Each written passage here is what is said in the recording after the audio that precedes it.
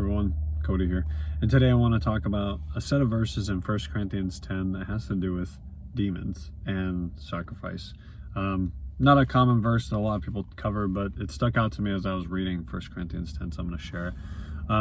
So it's actually a section of verses, and we'll kind of go through it. So if you want to look in your Bible, it's 1 Corinthians 10, 18 through 22. Now, just to give context, as always, Paul is talking about eating food with people who have made the food in a sacrifice. So basically, like as a sacrifice to idols or other gods. And this was big because in Corinth, as people were converting, they were either pagans, and they believed in like all these different, gods of, maybe the wind or like different elements or, different objects, or they were Greek, and so they believed in Greek gods. And so there was a lot of idolatry, and he talks about that in all of 10. I recommend reading all of 1 Corinthians 10. Very good chapter. But let's kind of hone in on this one right here. So starting in 18, consider the people of Israel. Do not those who eat the sacrifices participate in the altar. Now, I'm going to stop right there because here he's talking about the priests. Back in the Old Testament. So when they made a sacrifice, they would sacrifice the sacrifice to God, but they would also eat of that, and that was kind of their share. And so the priests back in the Old Testament, when they did the sacrifices of the animals, they would actually eat some of that food. So he's saying, like, okay, yeah, this is a common practice. Like Israel did this, and so the people that are in Corinth that aren't Christian are doing this same thing, but for idols and for demons. We're going to get to that, but for idols. And so he's like, okay, yeah, I mean, even we did that, right? However, verse 19, do I mean then that the food sacrificed to the idol is anything, or that an idol is anything?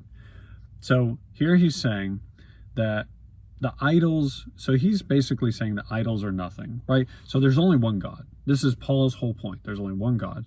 All idols are nothing, because idols, physical objects, are only just a representation of a thing that isn't really God, right? And idols are just a creation of the creation. So if you think about it this way, God is the creator, right? God created us. So then when we go and make idols of other gods that aren't real, now we have created a creation of the creator. So it's a creation of a creation. So think about that for a second. God is the only ultimate creator. We kind of really don't even create anything. We fabricate things out of, the mind that God has given us and the materials God has given us. But if you really think about it, we're really fashioning things that God already gave us. And so anytime we, dig up the dirt and we find, metals, and then we turn that metal into something, the metal was already there because God put it there. So anyway, so what he's saying here is that the food sacrificed to an idol is anything, or that an idol is anything. He's saying like it's not a big deal because the idol is not really God. It's not a God. So even if you ate the food that was sacrificed to an idol, like nothing's going to happen because that thing is not God. So he's basically just kind of nullifying all idols, saying like they're just a creation made by people, essentially. But he goes a little deeper. So in verse 20, he says, no, but the sacrifices of pagans are offered to demons, not to God. And I do not want you to be participants with demons. So he goes like a step further. As he's saying idols are just like, because they had like statues, and they had like the little figurines or whatever. And they had all these, images, like objects that represented these gods. And so, they were sacrificing to these, basically an object, and it essentially meant nothing because they're sacrificing animals to, let's say a wooden carving. Well, obviously that doesn't really mean anything. But he's saying that the sacrifices of the pagans are offered to actual demons. So first off, demons are real. They're listed in the Bible, and Paul is telling them like, hey, this is not okay. You're not only just sacrificing to some little carving, you're actually sacrificing to an entity of Satan. And so he's saying the sacrifices of pagans are offered to demons, not to God, and I do not want you to be participants with them. So he's saying if you were to sacrifice, food to a carving, that's not really anything, right? It's just an object. You're really just making a fool of yourself because you're like sacrificing it for, something that was made by human hands. But if you're sacrificing to actual demons, no, like this is not going to happen. So verse 21, you cannot drink the cup of the Lord and the cup of demons too. You cannot have a part in both the Lord's table and the table of demons. So he's saying like, look, you have to get away from this, right? You should not be partaking in these sacrifices to these other gods.